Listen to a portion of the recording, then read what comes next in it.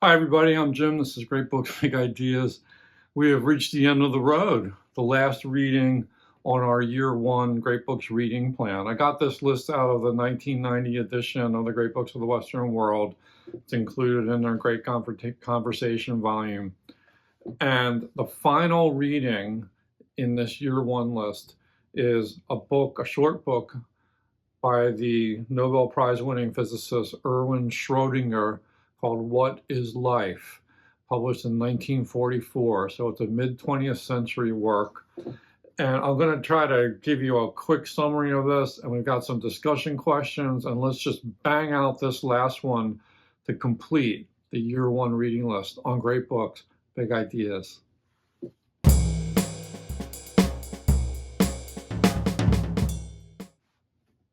So what is Schrodinger up to in this book? Well, he's definitely writing for a general readership, and I appreciate that. I am not a scientist or a mathematician by training. My grasp of science and mathematics is admittedly limited, to put it mildly. My father was a high school math teacher. Some of that rubbed off, but as soon as math class was over, I forgot most of it. That being said, I'm not anti-science, I'm not anti-math, I'm not anti-engineering, but I am a humanities guy. So readings like this pose some challenges that other readings don't pose, just speaking for myself.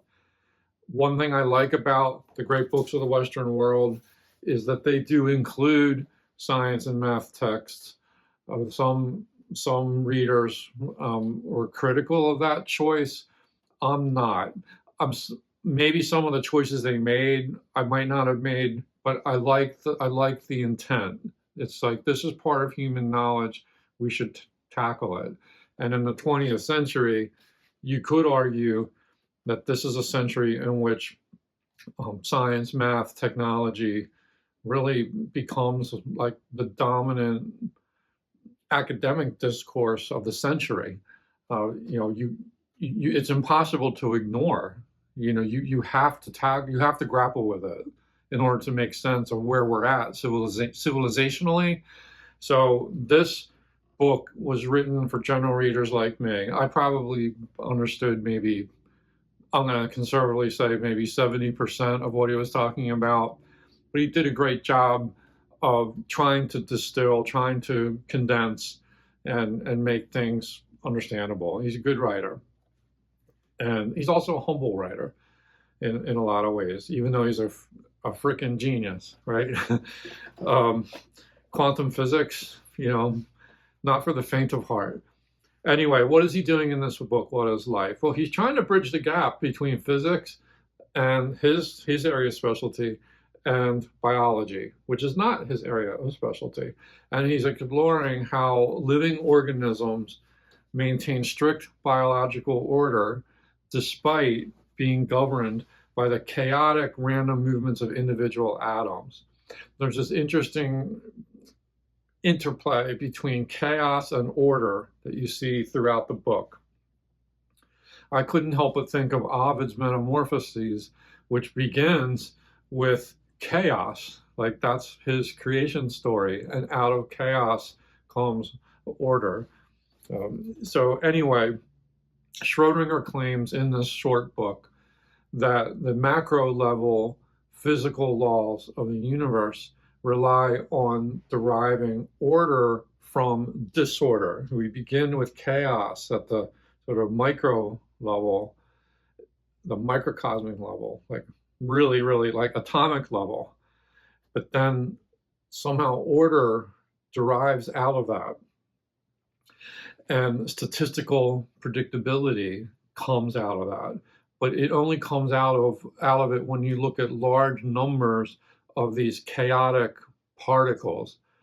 And when we then turn our attention to living organisms, to life, in some sense, they belie this expectation. Organisms possess, at the microscopic level, molecular level, a master code that somehow remains fairly stable across generations. And this hereditary substance, he talks a lot about heredity and evolution and natural selection, evolution, but this passing on of genetic material, uh, it, this hereditary substance must be a durable molecular structure that acts as a highly dense code script, I think is the name he puts on it. And this code, this concept anticipates the discovery of the DNA double helix by James Watson and Francis Crick. Schrodinger kind of beats them to the punch a little bit, or he's sort of positing that this is probably there, and then Watson and Crick actually found the code, like the DNA double helix. Amazing. Schrodinger also later in the book looks at the second law of thermodynamics. There's a lot here about entropy, and that second law dictates that closed systems inevitably decay into maximum disorder. That's what we call entropy. And yet, paradoxically, life somehow actively resists this decay. And this is something he speculates on. It does this by continuously drawing in what he calls negative entropy from the environment. So living organisms, you, me, plants, pets, we eat, we drink, we metabolize in order to maintain the internal structures, the internal organization that follows these laws. And Schrodinger argues that life operates on a different principle, not an order from chaos, but an order from order, hinting that biological systems utilize quantum-like permanence to sustain the structure out of the chaos. This gets a bit in the weeds. I don't fully understand it. He does haul in quantum theory here. There's math equations. There's stuff that he tries to explain that I don't completely get. So I apologize for not being able to translate this very effectively.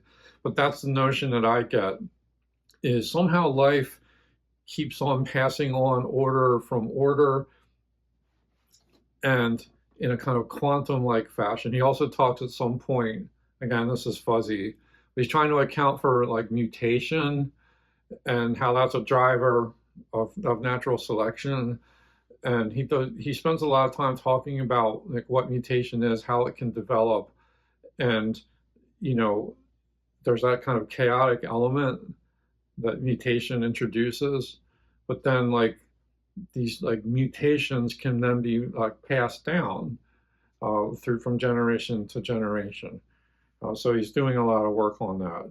And then I think my favorite part of the book was where he ended on a quasi-mystical note, where he invokes the Indian Vedantic tradition and their notion of thou art that, the God consciousness. And he also name checks Aldous Huxley in a footnote in the last chapter, or maybe it's the epilogue, and a book that Huxley wrote right around the same time that Schrodinger is writing, called The Perennial Philosophy, which I was happy to see because that's one of my favorite books about religious consciousness. And it seems to me that Schrodinger also approves of Huxley's take on religion. It's a really, really interesting book. Someday I'll do a video on it. I don't think I have a physical copy of it. I only have the ebook. But anyway, it was a great read. And that's kind of what he's doing here. He's like, it's a physicist trying to explain biology, which is an interesting approach. So let me give you a few discussion topics about this work. Maybe we'll quote a little bit from the end. Some of the stuff that I found interesting about where he's taking all this. But anyway, our first discussion prompt is this. Schrodinger says our consciousness relies on the statistical averaging of millions of random atomic collisions. If this is true, what becomes of human agency? Can true individual free will exist amidst that kind of averaging of randomness? It's a thorny problem. He does talk a little bit about free will towards the end of this book. The second discussion prompt is this. Does reducing the complexity of hereditary traits to a molecular sequence of codes, remember anticipating DNA, does that diminish the concept of human dignity, or does it enhance our appreciation for the elegance of natural laws?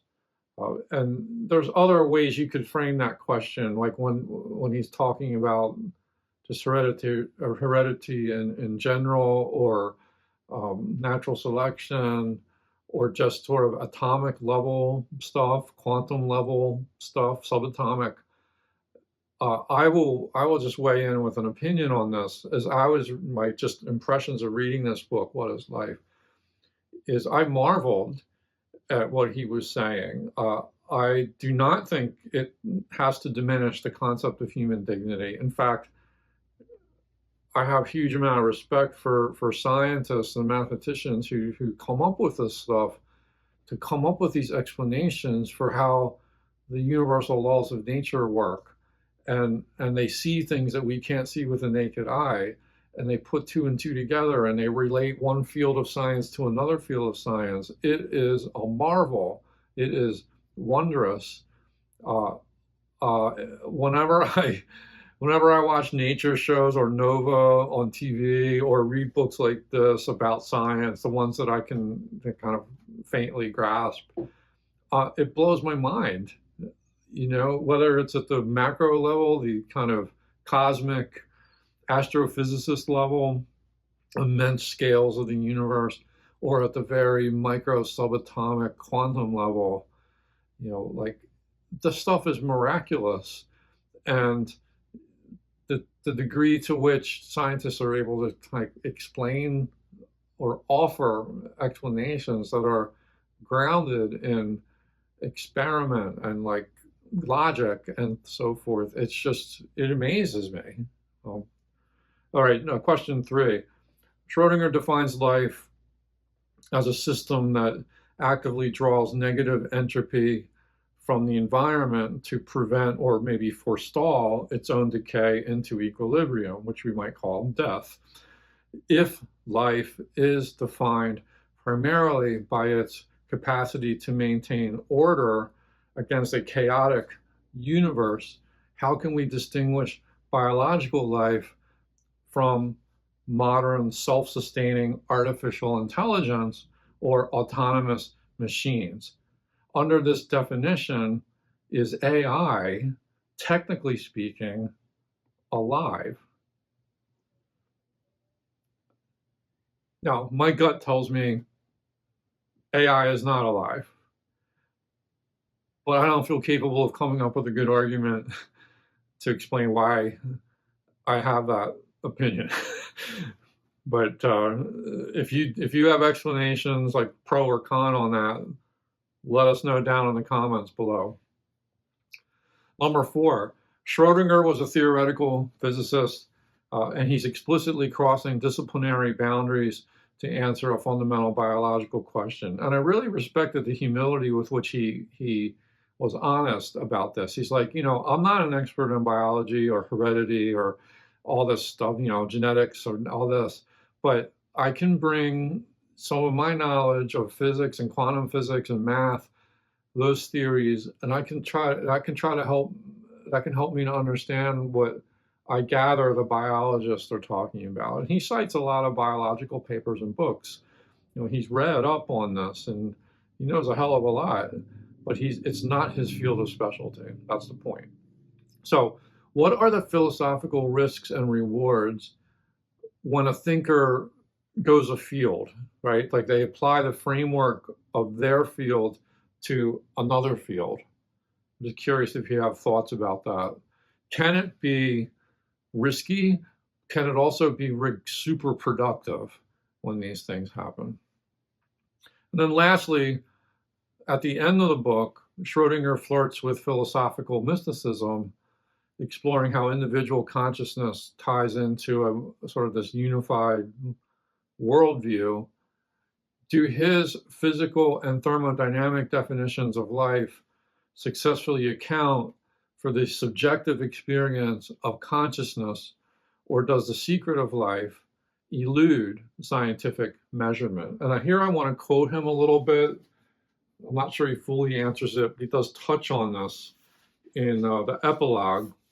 In Christian terminology, to say, "Hence I am God Almighty," sounds both blasphemous and lunatic. But please disregard these connotations for the moment and consider whether the above inference is not the closest a biologist can get to proving God and immortality at one stroke. In itself, the insight is not new. The earliest records, to my knowledge, date back some 2,500 years or more. From the early great Upanishads, the recognition Atman equals Brahman, the personal self equals the omnipresent, all-comprehending eternal self, was in Indian thought considered, far from being blasphemous, to represent the quintessence of deepest insight into the happenings of the world.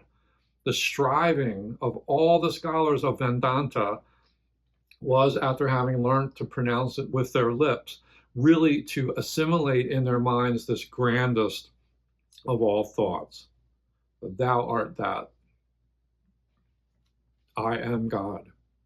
Again, the mystics of many centuries, independently yet in perfect harmony with each other, someone like the particles in an ideal gas, have described each of them the unique experience of his or her life in terms that can be condensed in the phrase, Deus factus sum, I have become God.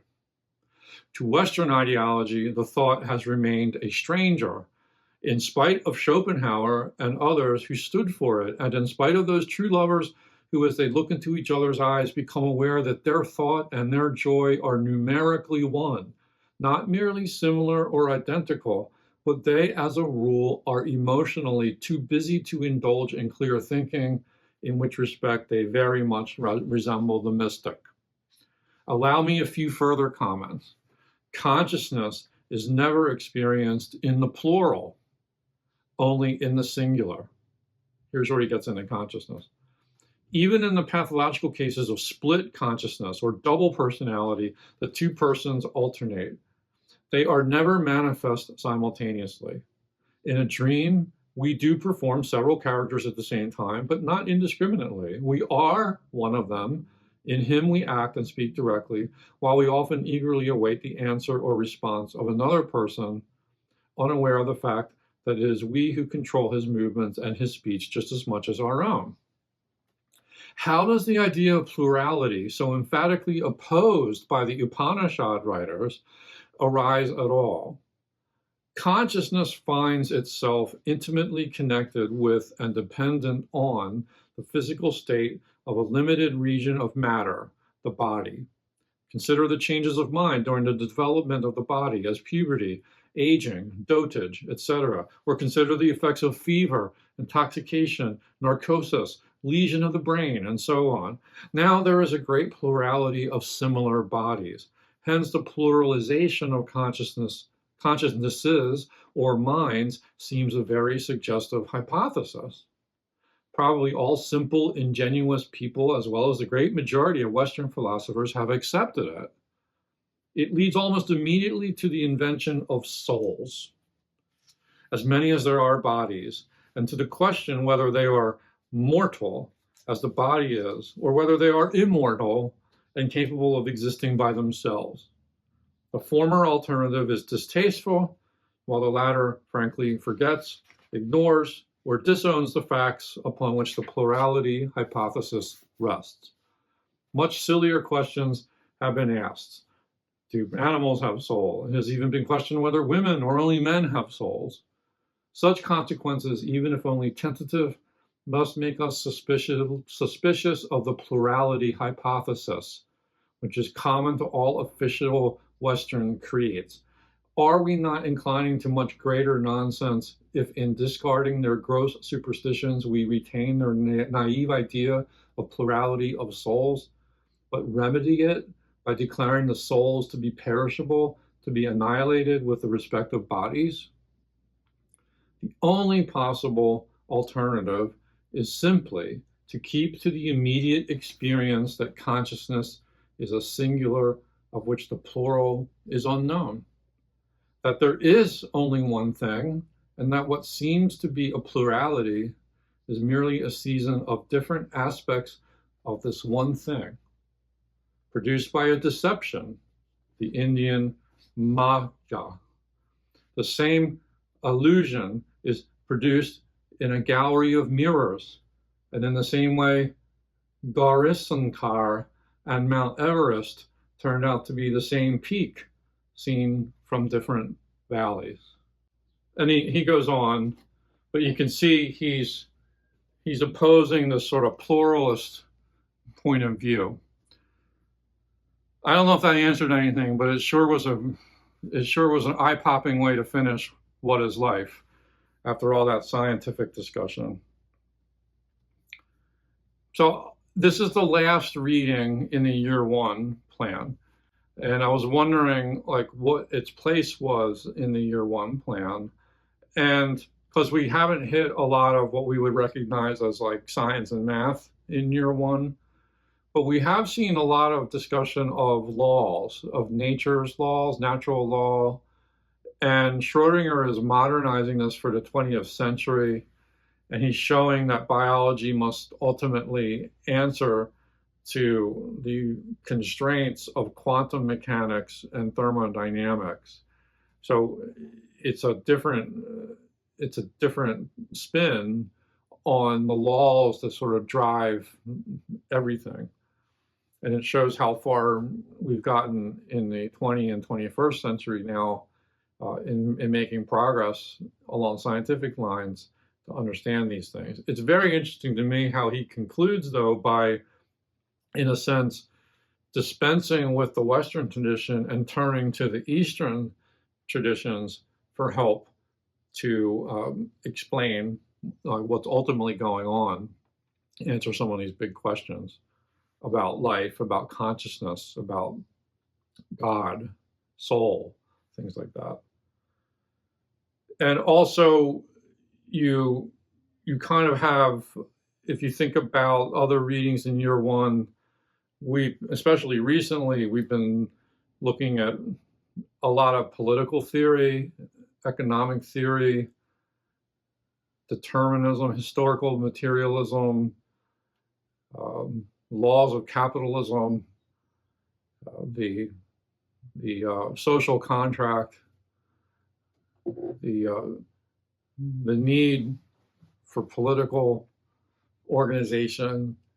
And some of this stems all the way back to earlier in year one, where we were reading Aristotle on politics and Plato, excerpts from the Republic.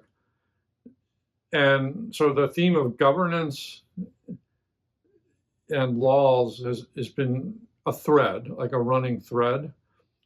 And the difference here is, up to this point, we've been reading books that talk about like human society and laws, whereas Schrodinger, this whole book is really about fundamentally the laws of life, of biology and physics, sort of going at the atomic level and building up from that to explain the laws that life follows, and how out of chaos an order emerges, a statistical order, despite the randomness of things. There is a lot of food for thought, for sure, in What is Life by Erwin Schrodinger. All right, that was my best attempt to make sense of it. Apologize for my limited my limited grasp of these kinds of things. But yeah, it'll make your head spin. Anyway, that finishes year one. It only took me a year and a half to get through year one. My aim for year two is to get through it in 1 year or even less. And I'll explain why I think I can do that in the next video.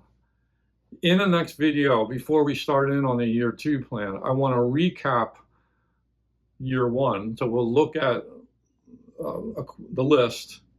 I'll have a few remarks about sort of comparing, and looking at the different threads, sort of like what I was just doing with Schrodinger here. And then we'll do a preview of the year two list. I'll present that for you. And hopefully you'll get on board for year two. I peeked ahead, and there's a lot of great stuff coming up. And we're going to rewind all the way back to the beginning of the great book set. So back to the Greeks as we launch onto year two. Anyway, I hope you've been along for the ride, at least for some of it. You can always go back and watch these playlist videos at your own leisure and at your own pace. The idea is to put these up asynchronously so that you can pop in and see what I have to say about a particular reading, and you're welcome to comment and ask questions. Anyway, I hope you enjoyed that. Thanks for watching. Be well. Peace out.